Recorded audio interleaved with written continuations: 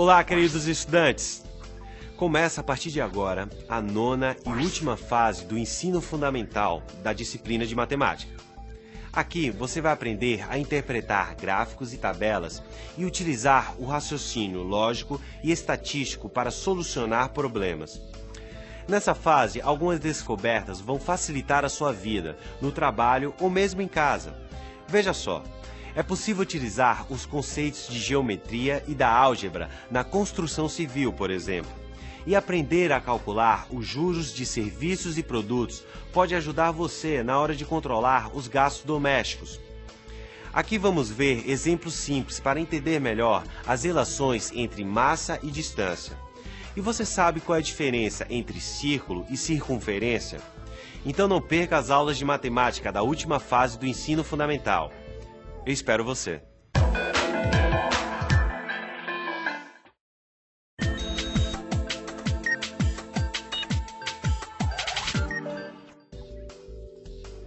Saudações, estudantes!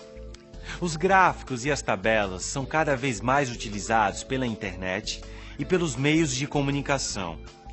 A televisão, o jornal e as revistas utilizam os gráficos e as tabelas para visualizar dados numéricos. Tudo isso de forma rápida, precisa e clara. A estatística é a ciência que fornece recursos para o analista coletar e analisar dados. Os resultados da análise são representados por meio de gráficos e tabelas. Os dados estatísticos servem para compreender um determinado problema de pesquisa e também para cuidar do planeta. Quer ver só?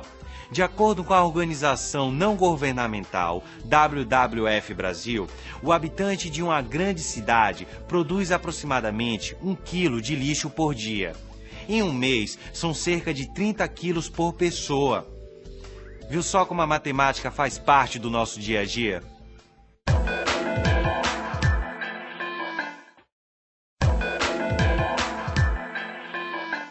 Atitudes simples no dia a dia podem ajudar na preservação do meio ambiente e dos recursos naturais.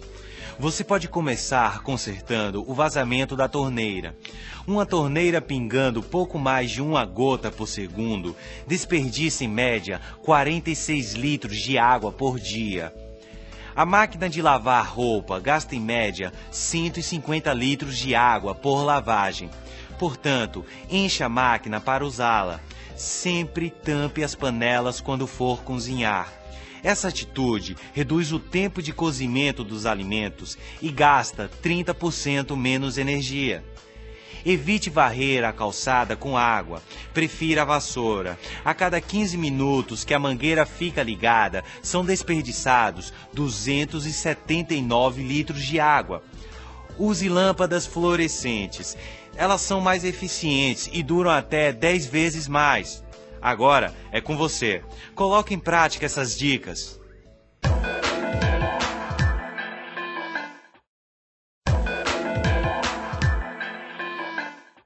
Pesquisa de opinião. Trata-se de um levantamento de dados sobre um determinado assunto. As informações são coletadas através de entrevistas e depois são analisadas por pesquisadores que as transformam em gráficos e tabelas. A pesquisa de opinião é um trabalho sério, que precisa da participação da sociedade para ser realizado. Várias cidades do Brasil contam com a ajuda da população para definir as prioridades de investimento dos municípios. Esse processo é chamado de consulta popular. Com a consulta popular, a administração pública fica sabendo das necessidades da população e os moradores ajudam a melhorar as condições da cidade onde moram. Da próxima vez que você tiver a oportunidade, participe de uma pesquisa de opinião. Tchau e até a próxima!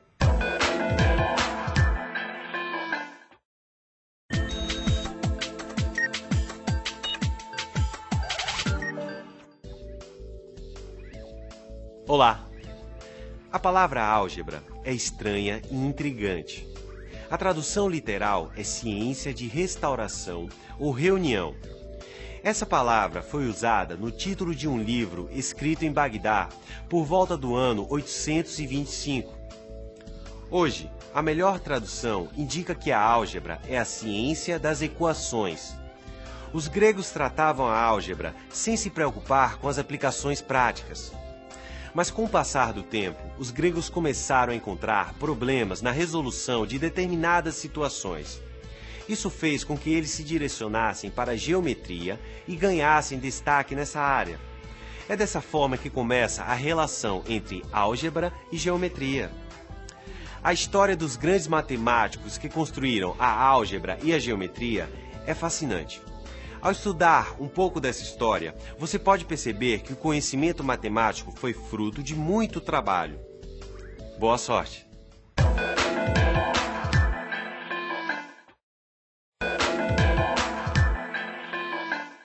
Imagine a seguinte situação. 6 pessoas vão ao restaurante e pedem 6 pratos do dia e 5 sobremesas. Para o pagamento, eles começam a fazer a seguinte relação.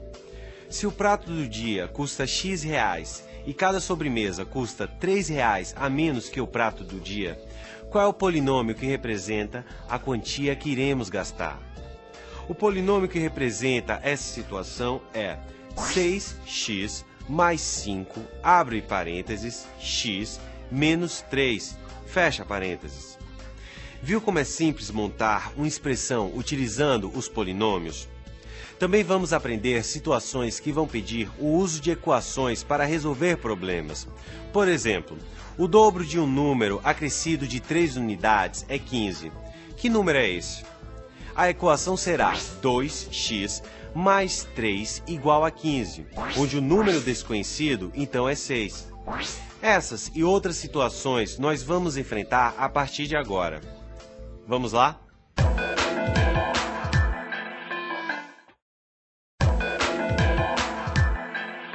Vamos identificar um monômio e um polinômio? Veja o exemplo. 2x elevado ao cubo vezes y elevado à quarta potência. Aqui temos um monômio porque ele apresenta somente um termo.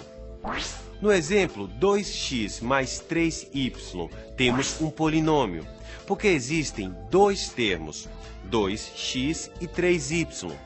Os polinômios apresentam um conjunto de termos. E os polinômios podem receber nomes especiais. O polinômio de 2 termos vai ser chamado de binômio, e o polinômio de 3 termos será chamado de trinômio. Aqui vai uma dica.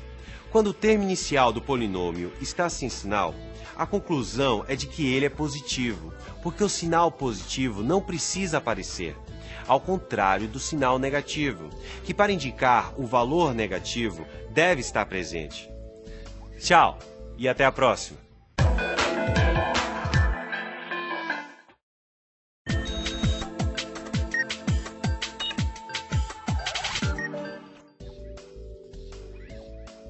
Olá! A natureza e a matemática têm muito mais coisas em comum do que você imagina. Você já observou uma colmeia? Os favos da colmeia têm um formato de hexágonos. A base dos flocos de neve também tem um formato hexagonal. No Planalto de Antrim, que fica na Irlanda do Norte, existe um lugar chamado Calçada dos Gigantes. Este lugar é formado por um aglomerado de colunas de rocha basáltica vulcânica. As colunas têm forma de prisma e diferentes alturas. Os formatos mais comuns são o hexágono, o pentágono e os polígonos irregulares. As esferas também podem ser encontradas na natureza. A mais importante delas é o planeta Terra. Observe a natureza e procure outros exemplos.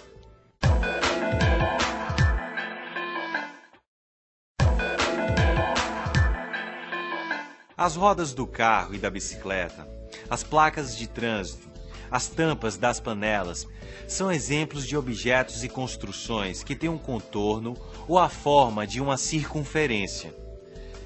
Você se lembra do símbolo das Olimpíadas?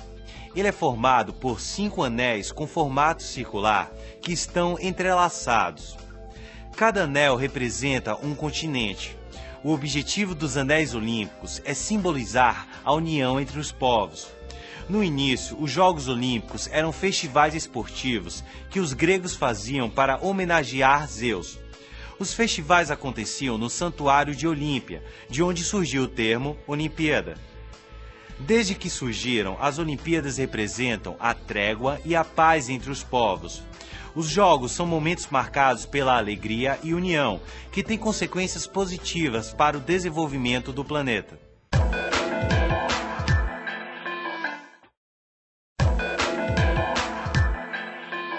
O número π é muito importante para a matemática. Ele é utilizado para fazer o cálculo da área de um círculo e do contorno de uma circunferência. O π surgiu da divisão entre o comprimento e o diâmetro da circunferência. O resultado desta divisão dá sempre o mesmo valor, que é aproximadamente 3,14. É este valor que chamamos de número π. Não é só a matemática que se preocupa com a medida das circunferências. Pesquisadores da área da medicina estão estudando a relação entre a medida da circunferência abdominal e o índice de massa corporal, que é o IMC. Para os pesquisadores, o valor da circunferência abdominal e o cálculo do IMC são os melhores indicadores para a prevenção e para o tratamento da obesidade. Viu só? A matemática faz parte do nosso dia a dia e pode ajudar a gente a cuidar da saúde. Tchau e até a próxima!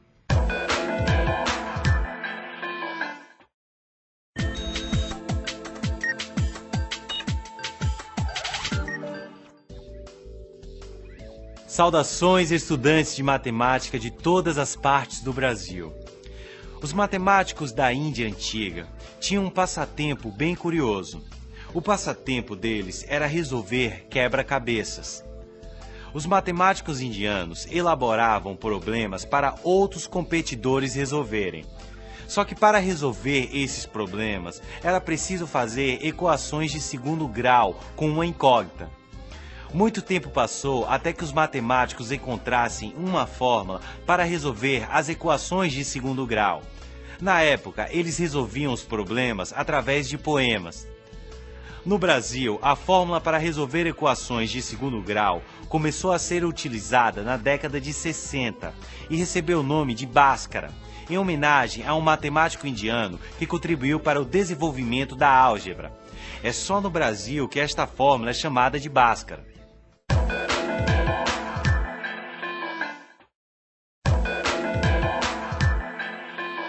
Não são só os matemáticos que trabalham com números e fórmulas.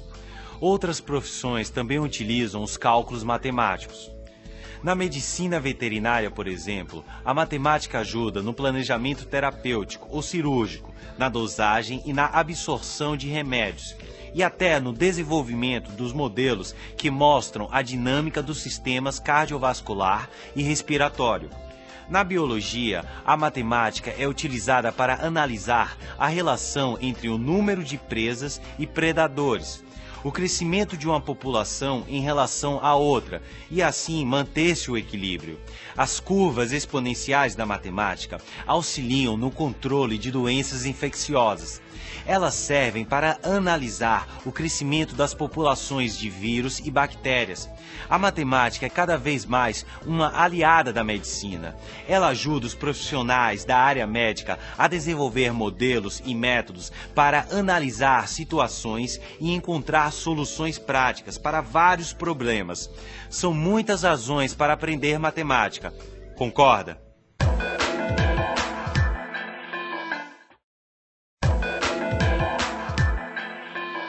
Os elementos fundamentais da matemática são a formulação e a resolução de problemas. A matemática é essencialmente uma atividade problemática e criativa. O raciocínio lógico da matemática ajuda na elaboração de teses, hipóteses e fórmulas matemáticas. Contribui também para o desenvolvimento de várias ciências e de outras atividades humanas. Na biologia, a matemática ajuda a decifrar o código genético.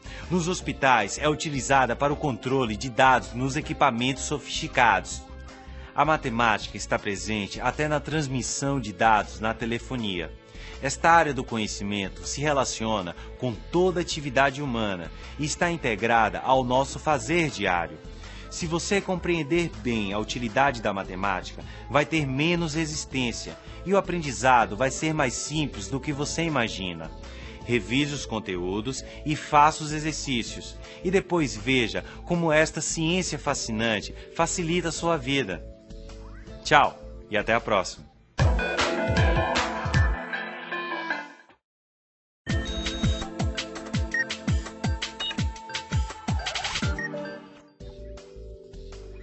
Olá!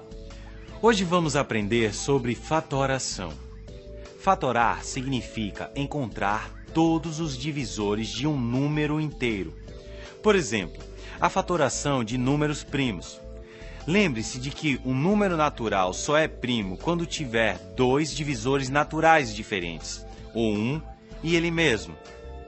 Outro lugar em que a fatoração pode ser aplicada é na criptografia. Isto é, a ciência de escrever mensagens em forma de código, utilizando letras e números. A criptografia é usada nas comunicações secretas. Através dela, é possível identificar usuários de internet e ainda proteger o sigilo bancário e de transações comerciais. Hoje, a criptografia é segura e eficiente. Existe também a fatoração de um polinômio. Ele pode apresentar uma soma de dois ou mais termos, em que vamos transformá-lo em um produto de dois ou mais fatores. Isso é importante para resolver as equações de segundo grau. Vamos lá?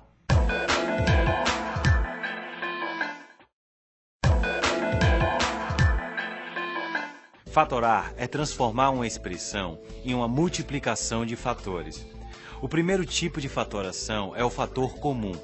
Ele coloca em evidência sempre o maior divisor inteiro entre os números.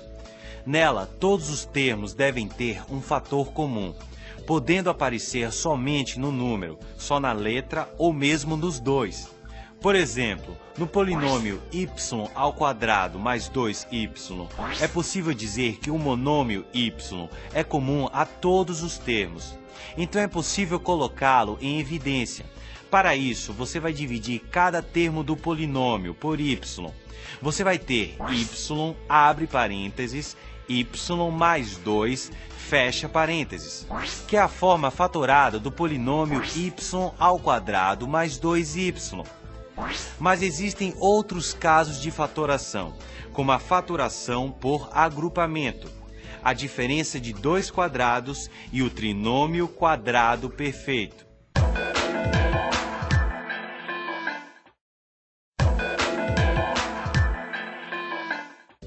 A fatoração é um recurso usado para analisar e estudar os números com o objetivo de aperfeiçoar o cálculo. É uma técnica fácil e até divertida. Por exemplo, para criar uma senha é preciso ter números e letras.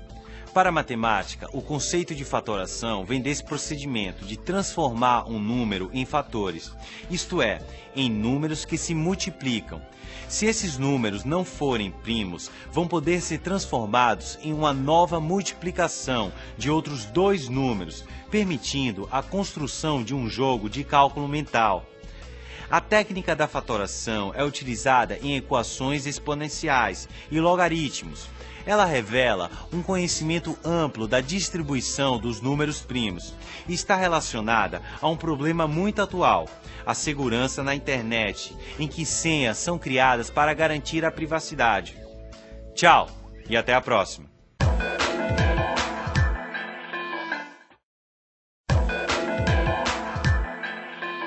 Os números podem ser inteiros com sinal, sem sinal, fracionários, decimais ou dízimas, e todos estão representados dentro do conjunto dos números reais.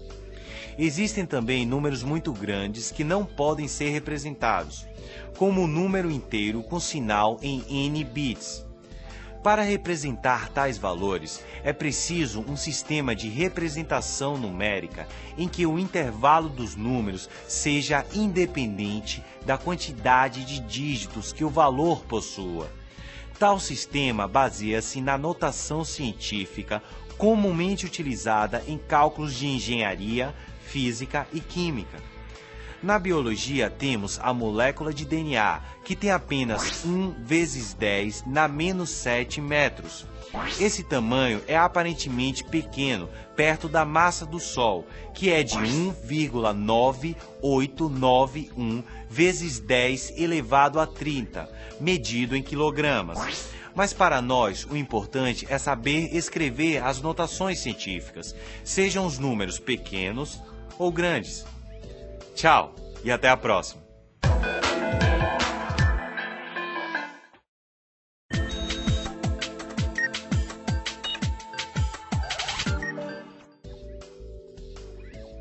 Olá! Você já percebeu que estamos sempre medindo alguma coisa? Através da comparação de um padrão de medida estabelecido, podemos medir o comprimento de um terreno, a área, a temperatura corporal, a nossa altura e até mesmo a distância da Terra até a Lua. Grandeza é tudo aquilo que podemos comparar com um padrão e uma medida. Ao efetuar a medida de uma determinada grandeza física, podemos obter um número que seja extremamente grande ou extremamente pequeno.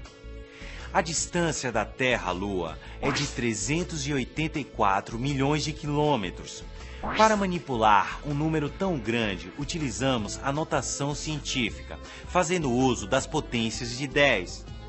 O número de humanos que vivem na Terra é de 1 vezes 10 elevado à 10ª potência. A maior distância observável do universo mede cerca de 7,4 vezes 10 elevado a 25 metros. E a massa do próton é de quase 1,67 vezes 10 elevado a menos 25 quilogramas. Para números como esses, a notação científica é a melhor opção. É simples e pode ajudar muito.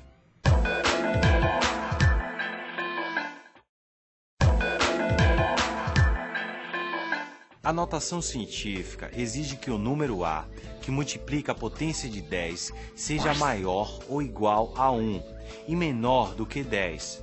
Assim, o número 35 vezes 10 elevado à 4ª potência deve ser escrito como 3,5 vezes 10 elevado à 5ª potência. A notação científica nos dá a ideia da magnitude de uma medida por meio de uma ordem de grandeza. A ordem de grandeza é a potência de 10 de expoente inteiro, mais próxima do módulo da medida da grandeza analisada. Qualquer que seja o número da grandeza correspondente a essa medida, o módulo vai estar compreendido entre duas potências inteiras e consecutivas de 10. Imagine a operação 8,1 vezes 10 elevado à 5ª potência, multiplicado por 2 vezes 10 elevado à 4ª potência. Para resolver essa operação de multiplicação entre os números, calculamos da seguinte maneira. Primeiro vamos ter 8,1 vezes 2 multiplicado por 10 elevado à 5ª potência vezes 10 elevado à 4ª potência. Reduzindo, teremos o resultado de 16,2 vezes 10 na 9ª potência. Passando para a notação científica, vamos ter 1,62 vezes 10 elevado à 10ª potência. Viu como é fácil?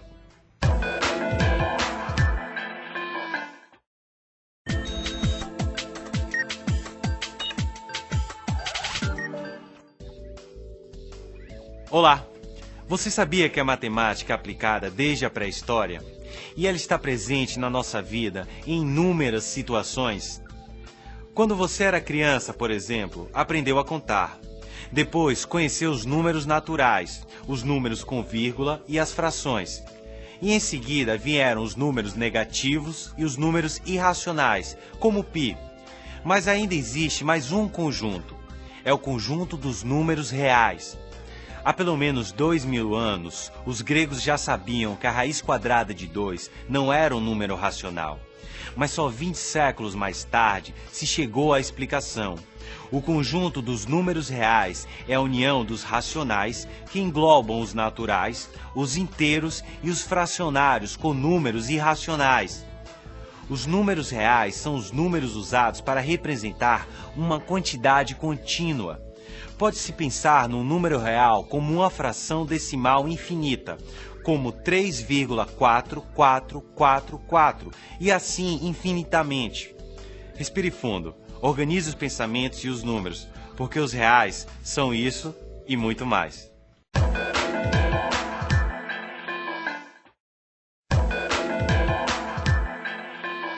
Em diferentes profissões e em muitas situações, a matemática é quem impulsiona o conhecimento.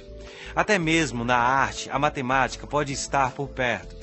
O valor aproximado de 1,618 é chamado de número de ouro.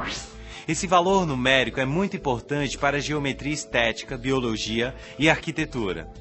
A contabilidade e a matemática são duas ciências que caminham juntas desde a antiguidade. Cultura, ciência e educação foram fortemente influenciadas por estas ciências. Quando o profissional da contabilidade realiza uma análise de custos, volume e lucro, ele aplica funções matemáticas. Um administrador também precisa ter a habilidade com os números. Profissionais dessas áreas vêm sendo valorizados por empresas privadas e públicas. A atuação deles influencia na produtividade e nos lucros. Na informática, os computadores atuam basicamente por cálculos, mas também se tornaram um grande aliado na utilização de teoria de números. A teoria de números é considerada um dos domínios mais difíceis da humanidade, mas pode ter certeza, sempre precisaremos da matemática.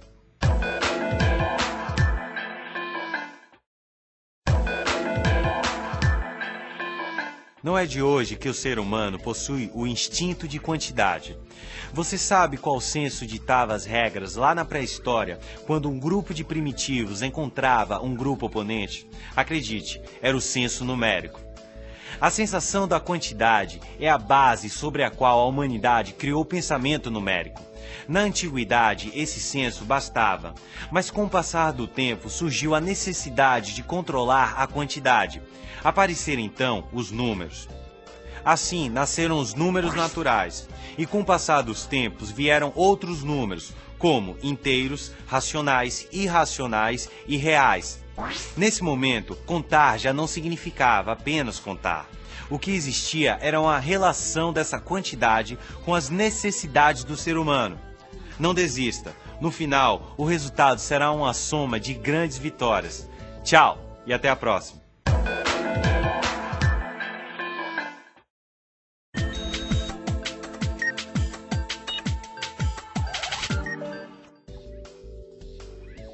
Impostos. Essa palavra faz parte da vida de todos nós. Quer ver?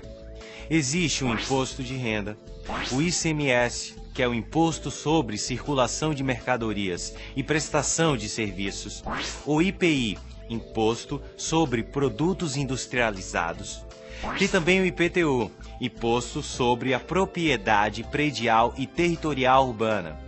São cobranças feitas de pessoas físicas e jurídicas. O valor arrecadado pelo Estado com os impostos serve para custear os gastos públicos, como, por exemplo, saúde, segurança, educação, transporte, cultura, e também para os pagamentos de salários de funcionários públicos. Em tempos de crise, podemos nos assustar. Muitas vezes, para ocorrer a consolidação orçamentária, são feitos reajustes pelo governo e os impostos vão às alturas. Mas você já parou para pensar que tributos, educação fiscal, juros, porcentagens e regras de 3 são alguns dos cálculos com que a matemática trabalha? Isso mesmo. Vamos aprender mais.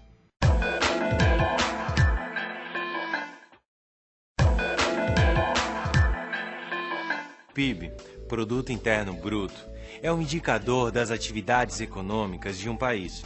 Ele representa o valor total da produção de bens e serviços, e é também o conjunto de todos os serviços prestados em um determinado período. Ele é estipulado pela região e pode ser mensal, semestral ou anual. O PIB é sempre expresso na moeda corrente, no caso dos brasileiros, em reais. Representa o crescimento econômico de uma determinada região e pode ser melhor entendido através de uma fórmula que é PIB igual a C mais I mais G mais X mais M. O C representa o consumo privado, o I, os investimentos totais feitos na região, G são gastos do governo, X são as exportações e M as importações. Existe também a renda per capita.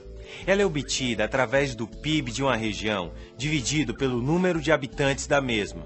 Portanto, em uma cidade onde o PIB é de 50 milhões de reais e vivem 100 mil habitantes, o produto interno é 50 milhões dividido por 100 mil.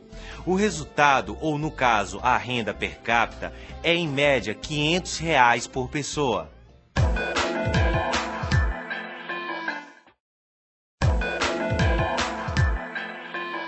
A ideia de porcentagem é muito antiga.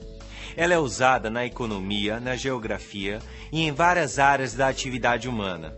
Ela serve para capitalizar empréstimos e aplicações, expressar índices de inflação, descontos, aumentos, taxas de juros e muito mais. É comum o uso de expressões que refletem acréscimos ou reduções em preços, números ou quantidades, e sempre tomamos por base a porcentagem. Frequentemente ouvimos as seguintes frases: a gasolina teve um aumento de 12%. Isso significa que a cada 100 reais em gasolina houve um acréscimo de 12 reais. Agora digamos que o cliente recebeu um desconto de 30% nas mercadorias. Isso significa que em cada 100 reais em compras, ele ganhou um desconto de 30 reais. Esses são apenas alguns dos exemplos que você deve conhecer. Muitas vezes ouvimos que o leite teve um aumento de 25%, que o dólar teve queda de 5%. E é simples, a porcentagem nada mais é do que uma parte do todo, sendo ele 100 unidades. Então, o que você acha de conhecer 100% da matéria? Tchau e até a próxima.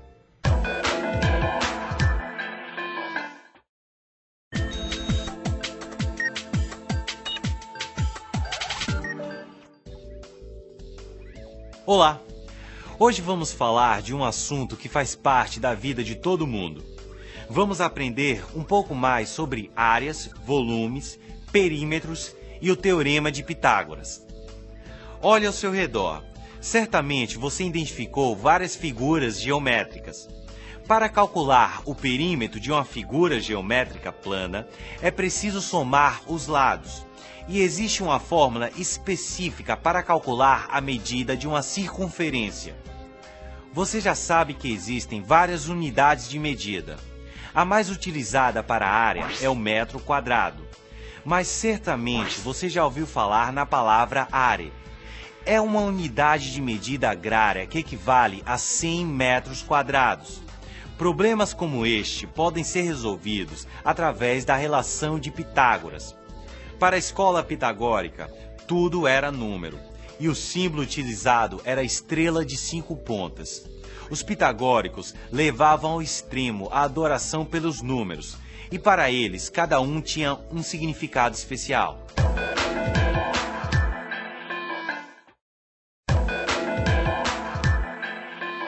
A trigonometria possui diversas aplicações no cotidiano. Ela abrange áreas relacionadas à astronomia, física, geometria, navegação, entre outras. Lembra da relação que existe entre os lados do triângulo? Você viu que existe uma relação importante nas diagonais do quadrado e a altura de um triângulo equilátero. Essas relações facilitam o cálculo em uma situação problema. Dessa forma, é possível fazer o cálculo de uma maneira bem mais simples do que aplicar o Teorema de Pitágoras. Além disso, você pode ver que o cálculo da área é importante, por exemplo, para escolher um aparelho de televisão. Você aprendeu também que o estado físico é um fator importante quando o assunto é volume, e que o volume de um corpo pode ser modificado quando ele for resfriado ou aquecido. Tchau e até a próxima!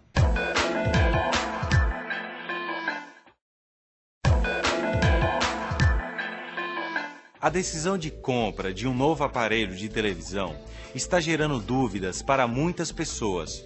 O consumidor que estava acostumado com as TVs de tubo agora precisa se adaptar às dimensões das TVs de LCD, plasma ou LED.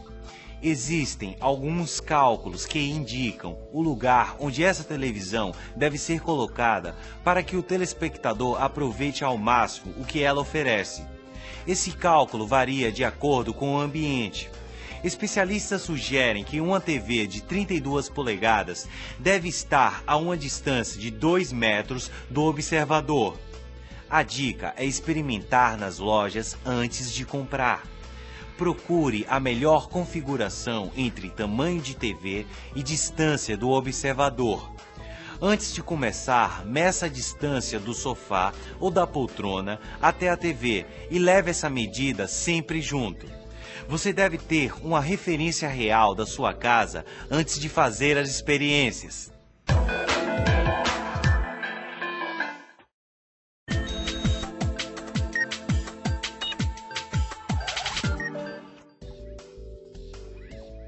Olá, caro aluno! Você aceitaria um pagamento em sal? Pois é desse termo que surgiu a palavra salário.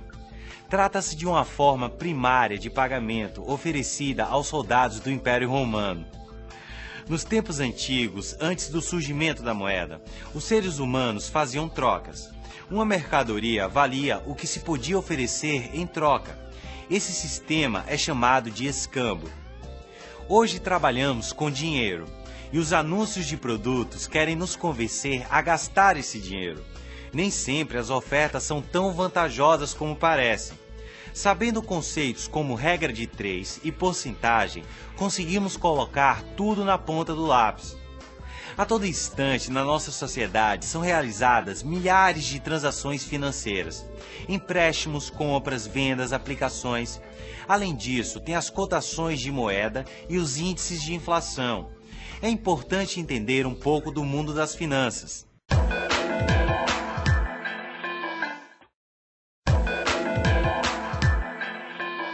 Você sabe o que são alíquotas? Quem trabalha com carteira assinada ou contribui para a Previdência em outra modalidade tem de descontar uma parte do salário. As alíquotas são as faixas de desconto determinadas pelo governo. Por lei, as contribuições seguem critérios que levam em consideração o valor do salário. Uma parte é paga pelo empregador e outra, menor, é paga pelo empregado. Todo o dinheiro pago deve ser remetido à Previdência Social. O trabalhador tem direito ao Fundo de Garantia e Aposentadoria. A carteira de trabalho é o principal documento que comprova a vida funcional do trabalhador. Serve para anotar o contrato, comprovar o tempo de serviço, solicitar o seguro-desemprego e outras coisas importantes. Temos que prestar atenção às alíquotas de desconto e não deixar ninguém trabalhar sem carteira assinada.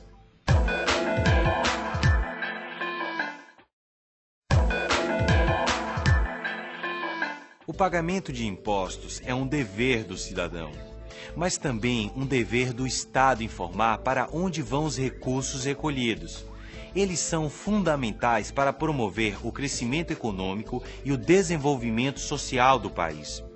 A maior parte do dinheiro que pagamos em impostos é utilizada diretamente pelo governo federal. Uma parcela retorna aos estados e aos municípios. Recursos importantes são destinados à saúde, à educação, à segurança. Outra parte dos recursos obtidos com impostos vai para programas econômicos e sociais, entre eles o Plano de Reforma Agrária, Crédito Rural, Habitação Popular e Saneamento de Cidades. Por trás de tudo isso estão os números. Não fuja deles. Aprenda a usá-los ao seu favor. Tchau e até a próxima.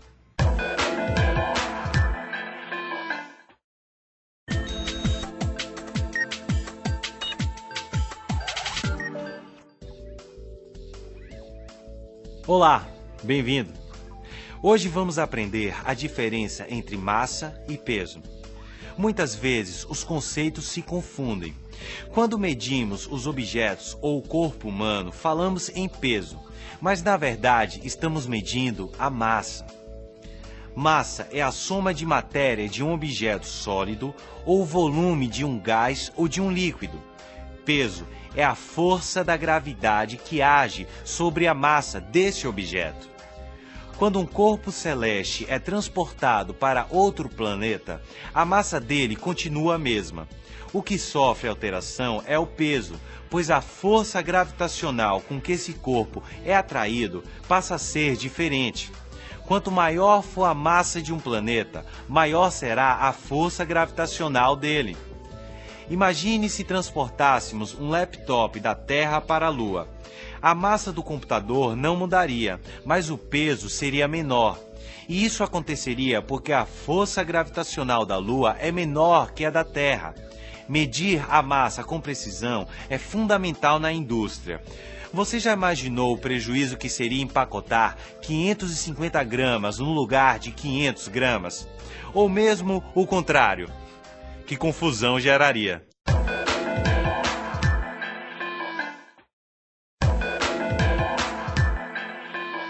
Existem diversas medidas de massa, entre elas o quilate. Trata-se de uma unidade de medida de massa para pedras preciosas. Um quilate é igual a 200 miligramas, ou seja, 1 grama é igual a 5 quilates. Portanto, se você tem 70 quilos, você teria 350 mil quilates. Quando vamos nos referir ao ouro, o quilate é uma unidade de pureza. O ouro 24 quilates é ouro puro. Você sabia que o ouro puro é mole? Por isso, ele é misturado com outros metais, como o cobre e a prata. Se uma joia é de ouro 18 quilates, então ela é feita com 18 partes de ouro e 6 partes de cobre. Veja aqui uma relação de razão e proporção, 18 partes de ouro para cada 6 partes de cobre. Mas de onde surgiu a palavra quilate? Veio de uma moeda de ouro alemã chamada marco, há 1000 anos. Ela pesava exatos 24 quilates, 4,8 gramas. Por causa da pureza do ouro, as características passaram a expressar o número de quilates do ouro puro. O Cullinan é o maior diamante bruto já encontrado na Terra. Ele pesava 3.106 quilates. Sabendo que 1 quilate é igual a 0,2 gramas, qual seria a massa desse diamante em gramas? É só fazer uma regra de 3, que você já aprendeu por aqui.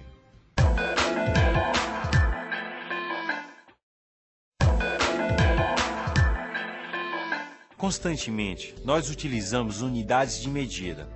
Dormimos um determinado número de horas e acordamos em um horário específico. Note que o tempo é uma grandeza e a hora é uma unidade de medida. Ao tomar uma xícara de café e comer um pãozinho, estamos falando de grandezas. A massa do pão e a capacidade da xícara são grandezas. Grama é a unidade de medida de massa e o mililitro é a unidade de capacidade. O ônibus que nos leva ao trabalho se desloca a uma velocidade média de 60 km por hora. A velocidade média é uma grandeza. O quilômetro por hora é uma unidade de medida de velocidade. Às 12 horas e 30 minutos saímos para almoçar e a temperatura nesse dia é de 32 graus. A temperatura é uma grandeza. A unidade de medida é o grau Celsius. Quando estamos estudando na internet, estamos consumindo energia elétrica. O consumo de energia elétrica é a grandeza e o quilowatt-hora a medida de consumo de energia. A todo momento estamos lidando com grandezas e as unidades para medi-las. Tchau e até a próxima!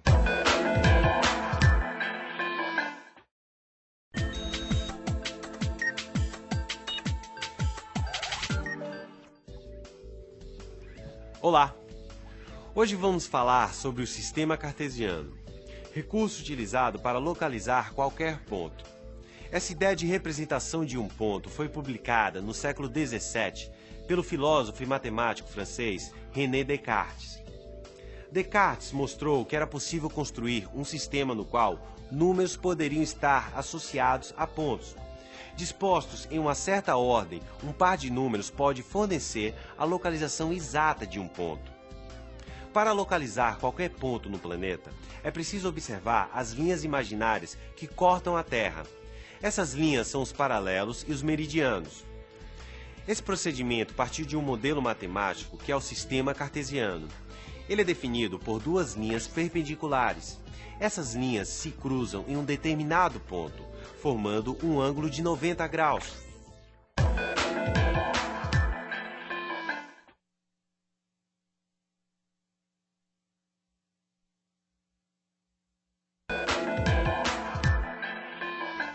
As coordenadas cartesianas são utilizadas para identificar a posição de um ponto no espaço, assim como localizamos uma rua através de um guia.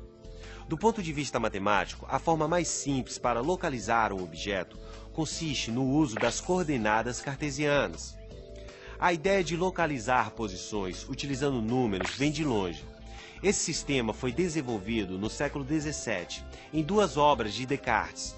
Quando vamos ao teatro e temos um bilhete marcado G7, sabemos que devemos nos dirigir à fileira G e à cadeira número 7. Quando jogamos batalha naval, utilizamos as coordenadas para afundar os navios inimigos. Percebeu como o sistema cartesiano facilita a localização? Nas operações militares, essas informações são importantes para localizar o alvo em questão.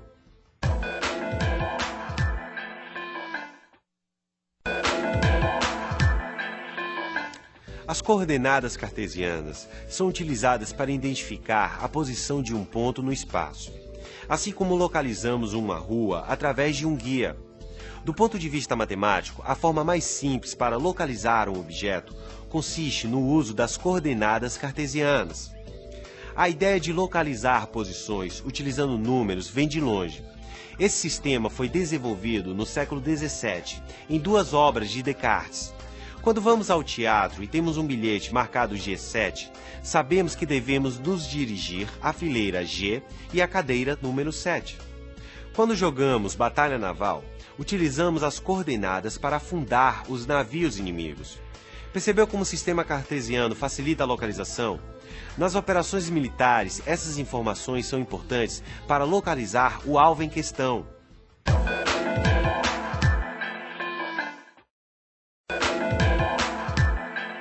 Antes de lançar um satélite, é importante saber qual é a órbita prevista para ele. Nesse momento, entram em cena as coordenadas cartesianas. Por exemplo, o satélite vai monitorar o desmatamento em uma região. As equipes que monitoram essa região possuem a exata localização para saber, por meio das coordenadas, o ponto da região que está sendo desmatado. Chamamos de sistema de coordenadas no plano cartesiano, ou espaço cartesiano, ou ainda simplesmente plano cartesiano, um esquema reticulado, necessário para especificar pontos em um determinado espaço, com n dimensões. O método das coordenadas determina a posição de um ponto através de números ou símbolos. A localização na superfície terrestre é feita a partir do uso de coordenadas geográficas, definindo a latitude e a longitude. O mapa da cidade e o jogo de batalha naval são alguns exemplos onde podemos usar as coordenadas cartesianas.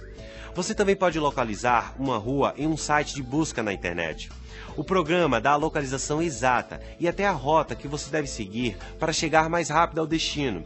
Isso tudo graças ao sistema cartesiano. Faça essa pesquisa, você vai gostar. Tchau e até a próxima.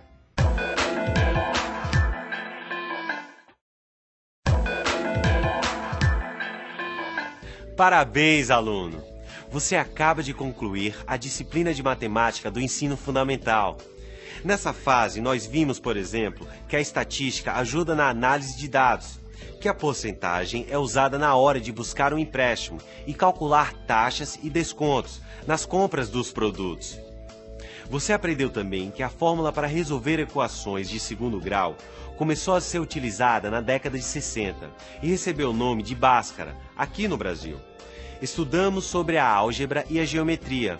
Na teoria sobre fatoração, vimos que é possível encontrar todos os divisores de um número inteiro. Muitos cálculos você até já deve ter utilizado sem se dar conta que era pura matemática. É o chamado raciocínio lógico. Mas com certeza, aprender novos caminhos para resolver problemas matemáticos pode facilitar ainda mais a sua vida. Continue estudando. Espero você no ensino médio. Até lá!